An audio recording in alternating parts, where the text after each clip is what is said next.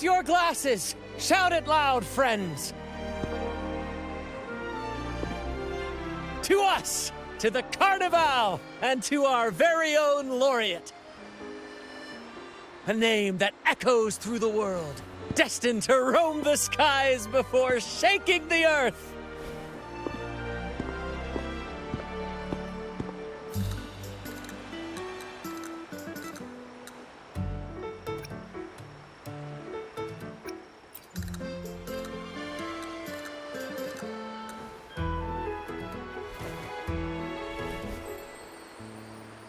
Don't be fooled by how he looks. Bran is already deep in his cups, drunk as a skunk.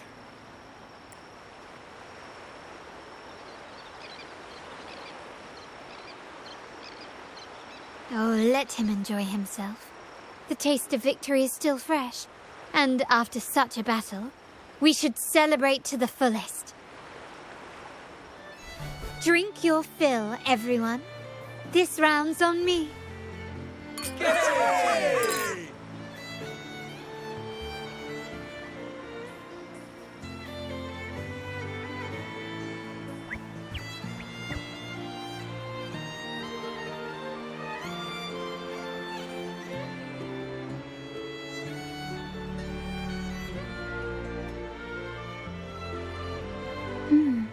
I see someone's been eavesdropping.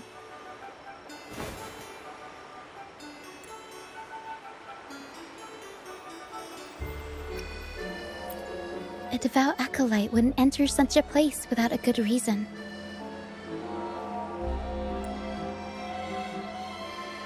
The Montelli family is known for its hospitality, but freeloaders will not find us so welcoming.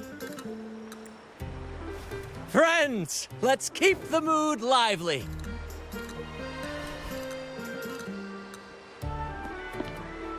Come, let's discuss the information we've gathered so far. During the carnival, you heard the Sentinel's voice and found a girl named Cartathea. We've dug up some information on her. In the Order, every high-ranking acolyte is given a new name. We contacted the acolyte Phoebe. After some digging in the Order's records, she confirmed that before taking on her holy title, the Blessed Fleur-de-Lis was called Cartathea. But the Blessed Maiden, she martyred herself 20 years ago.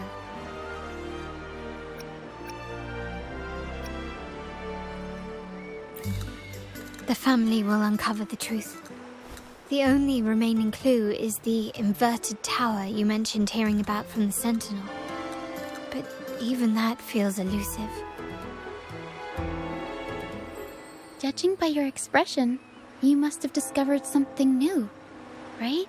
Do you recall what we learned from the stained glass in the tower ruins? There were two divinities at the dawn of Renacita.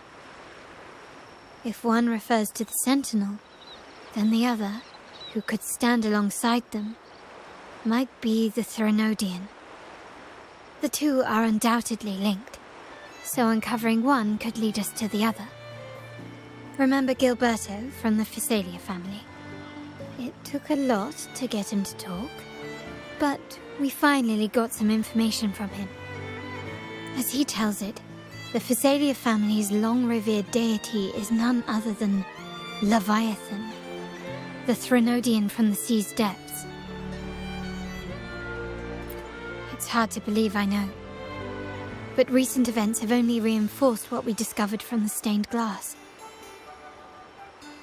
The Phasalia family has been on this island since the founding of Renacita. So their worship of the Threnodian may have persisted for centuries. We will attempt to establish contact with the Phasalias to build an alliance and gather more intelligence. Rest assured, negotiation is what we do best.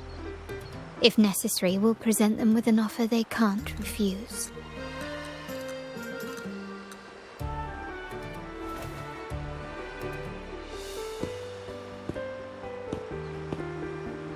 Excuse me for the interruption. Greetings, esteemed guest.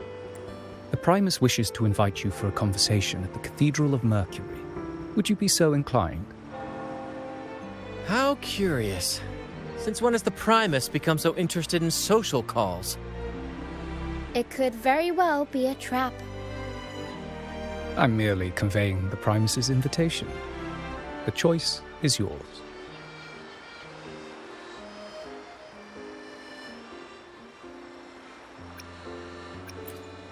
Remember, you're not alone.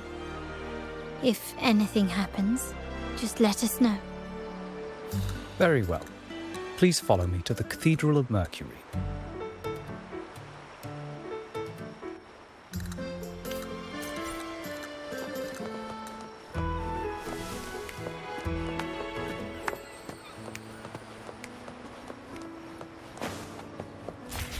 Gently does it?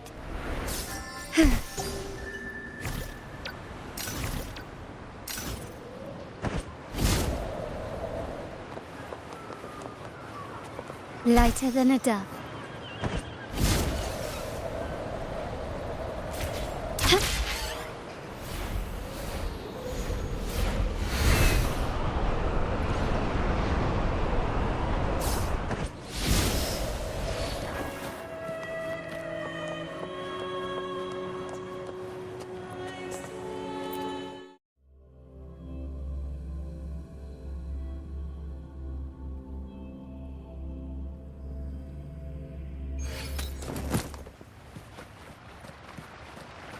Can you keep up?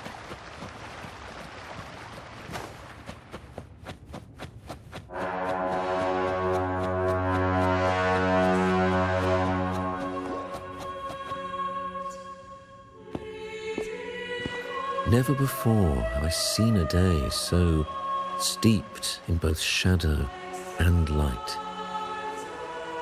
The birds sing, the flowers bloom, yet this world knows neither true joy nor eternity. Come closer, righteous one. There's no need for hesitation. I am Fenrico, the Primus of the Order of the Deep. Your deeds have reached my ears, and I have long wished to meet you. Alas, the burdens of this world delayed our meeting until now. I beg your pardon for the wait. Please accept my respect for you. You and your troop have shown great talent and ambition, breathing new life into Raguna. I ask you to deliver this message to your companions. From this day forth, the troop shall have permanent rights to perform within the city. All mortals stumble, but through pilgrimage, they have cleansed their souls and atoned for their transgressions. They have earned their right to return to this divinely blessed. I understand that questions weigh on your heart. In the presence of a just divinity, speak freely, and I will answer with all the honesty I possess. By the great Sentinel Imperator, I swear to you, there shall be no deceit in my words. You have walked a path similar to theirs. Indeed, you have the right to meet them. However, due to the dark tide 2 decades ago, the Sentinel's body was gravely wounded and remains in a state of recovery. If you wish to meet them, I will convey your request. I see the thirst for truth in your eyes. It is clear that doubts still linger in your heart. Please, voice your concerns. Fleur-de-Lis. She was the emissary of the Sentinel, and we are grateful for her contributions. 20 years ago, during the Dark Tide, she sacrificed herself to seal the calamity. She fulfilled her duties in this world and returned to the divine embrace. Do you know how the Dark Tide came into being? In Renacita, wars were waged in the name of faith, tearing apart the Sentinel as our faith divided. Weak, the Dark Tide's true essence is the divine blood shed from the Sentinel's wounds. That tragic past left deep scars, and with their divine power drained, they could not prevent the Dark Tide's surge 20 years ago. The Blessed Maiden chose to martyr herself. She once again resonated with the Sentinel and, through her sacrifice, restored some of their divine power, bringing an end to the Dark Tide. Yet, the Sentinel remains in a state of healing and still requires a mortal representative.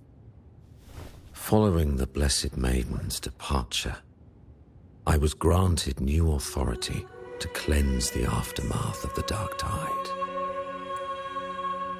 I received the divinity's blessing and became the new Enlightened One. By their will, I fulfill the tasks left unfinished in this world. Therefore, we must unify all beliefs, ensuring the purity and unity of our will to prevent another tragedy. He said she once again resonated with the Sentinel. Was that really a second resonance awakening? Sentinel Jue had a trial with Genshi, but my permission was needed to transfer the Sentinel's power. I swear, my words are without deceit. I see in your eyes that you have walked further on the path of justice than I anticipated. Oh, dear Sentinel, please forgive my transgressions. The Dark Tide brought us a blood-stained lesson. To keep our people from faltering, I bound myself to silence, locking away what I witnessed on that fateful day. Fleur-de-Lis, the unrighteous, deceived us all. She was not the Blessed Maiden chosen by the Sentinel. The true maiden has yet to reveal herself.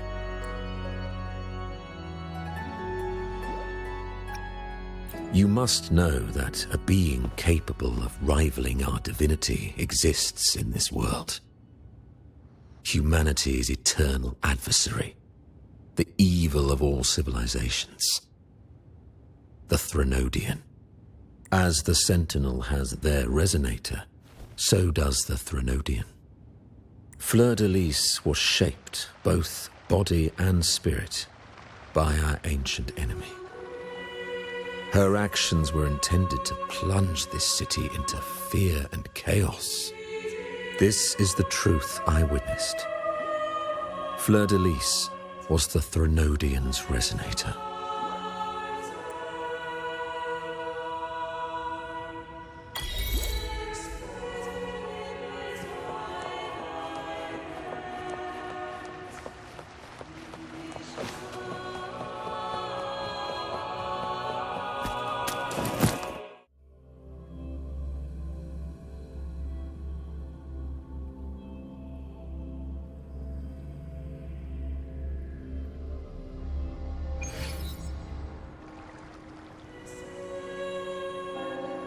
How can that be?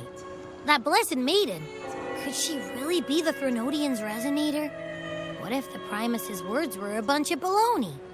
But we saw Cardathea following the Sentinel's instructions.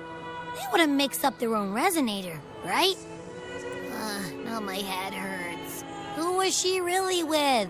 The Sentinel or the Threnodian? Well, probably won't get any more answers from him. All the clues we've gathered so far point to the Threnodian. And the Phasalia family worships the Threnodian. We'll have to wait for Carlotta to arrange an audience with them. Something tells me this carnival is just the beginning. There's more ahead. I'm sure of it.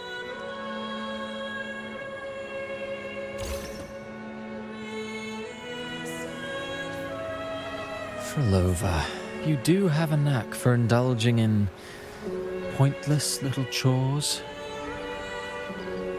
Why, there's no rule against an actor making good use of the intermission.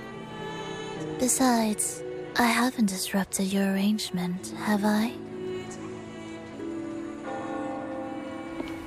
The one from a faraway land who discerns the truth dares to raise their sword against the divine.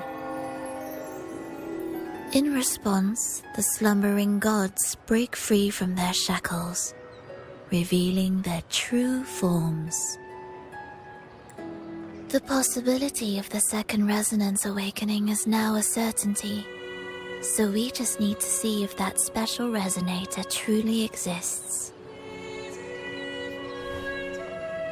Was the Blessed Maiden a resonator for the Sentinel or the Threnodian?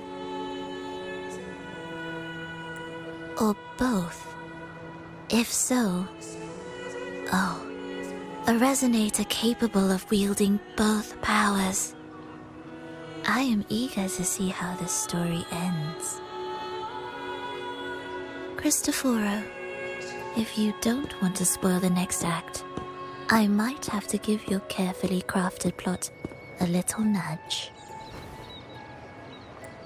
Speaking of which, that rover shines brighter than anyone else in your play. Do you find him interesting as well? Frolova, it seems we walk different paths. I don't share your fondness for that sort of puppet theatre. I merely place the characters on their stage and they act out their fates, driven by their own volition. To remain courageous amidst absurdity, to pursue a spark of divine grace, this, to me, is the truest essence of humanity. Don't you think? Even the most pristine cadence of death pales beside the untamed, fervent, and tenacious spirits of the living. In their journey, they resolutely overcome all obstacles. They pursue, they tear, they burn, simply because they desire to.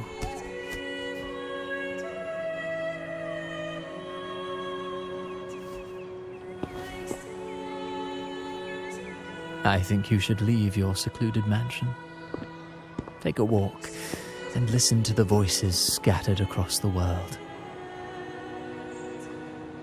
Perhaps. From Huanglong to Rinasita, he has indeed added a few unexpectedly beautiful notes to my symphony. I am certain that, even without any direction, he will walk the path that destiny has laid before him. All things ascend toward a singular point of convergence, and what awaits at the end is immortality. Before the tides of fate, we are all but humble servants.